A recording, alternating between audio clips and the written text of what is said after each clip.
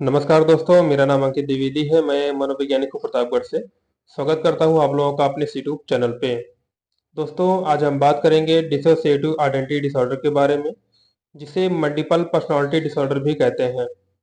जैसे कि नाम से पता चल रहा है, मल्टीपल पर्सनालिटी, इसमें व्यक्ति का जो व्यक्तित्व है, उसका जो बिहेवियर है, इसका जो व्यवहार है, वो दो भिन्न भिन्न लोगों में या दो से अधिक लोगों के व्यवहार में परिवर्तित हो जाता है। और ये परिवर्तन अचानक होता है, और परिवर्तन जो समाप्ति होती है वो भी अचानक ही होती है।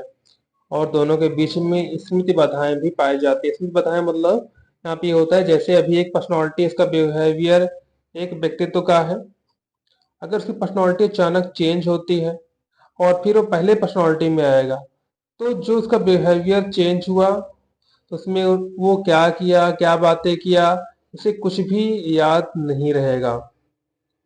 और अगर तीसरा पर्सनालिटी का चेंज होता है, तो वहां पे क्या होगा, तो उसे एक दूसरे के बारे में, मतलब वहां पे जो गैपिंग हुई है, जितने समय तक उसका व्यक्तित्व चेंज रहा है, वो चीजें उसे याद नहीं आएंगी। और ये चीजें होती हैं अगर वो बहुत ज्यादा स्ट्रेस लेता है, तब होता है। आप ऐसे समझ सकते हैं कि उसका जो पर्सनालिटी चेंज करने का जो कारण है, वो है आघात से दूरी बनाने का तरीका। और ये आघात कैसे भी हो सकता है, चाहे सर यौन शोषण हुआ हो, शारीरिक शोषण हुआ हो, युद्ध या कोई दर्दनाक घटना वो भूलना चाह रहा हो। तो इस सिचुएशन में क्या होता है, इसकी जो पर्सनालिटी है, इसका जो व्यक्तित्व है, वो क्या होता है, अचानक से वो परिवर्तित हो जाता है।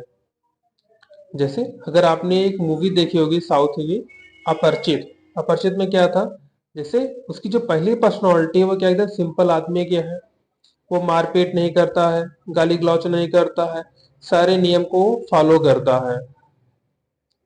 अब अगर कोई दूसरा व्यक्ति है, समाज है, जो भी है, अगर उस नियम को फॉलो नहीं कर रहा, इसके अंदर क्या होती है, बहुत बेचैनी होती है, बहुत स्ट्रेस होता है। स्ट्रेस इसलिए होता है क्योंकि वो दूसरे के व्यवहार को या समाज को नहीं बदल पा रहा।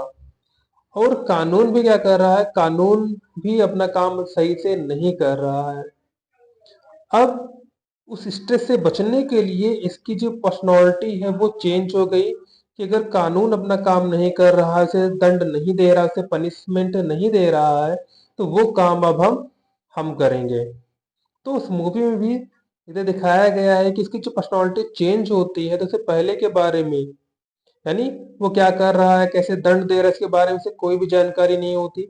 और अगर वो अपने रियल स्टेज में आता है, मतलब जो उसकी रियल पर्सनालिटी है उस स्टेज में आता है, तो बीच की जो गैपिंग है, मतलब जब वो सेकंड पर्सनालिटी चेंज करता है दंड देने वाला, तो उस समय वो कहाँ था, क्या क्या किया, उसे कुछ भी याद नहीं रहता है।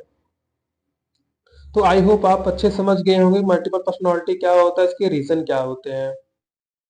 अगर मान लीजिए इन केस किसी में ऐसी समस्या आती है या देखी जाती है, तो वहां पे जो फर्स्ट लाइन ट्रीटमेंट होती है वो साइकोथेरेपी होती है। और सेकंड क्या होता है, मेडिसिन होता है। दोनों का कॉम्बिनेशन अगर यूज करते हैं तो बहुत जल्द इस समस्या से बाहर आ सकते हैं। उम्मीद करता हूँ वीडियो आपके बहुत काम आया होगा। फिर भी अगर आपके मन में कोई क्वेरी है, तो आप हमें कमेंट जरिए पूछ सकते हैं। धन्यवाद।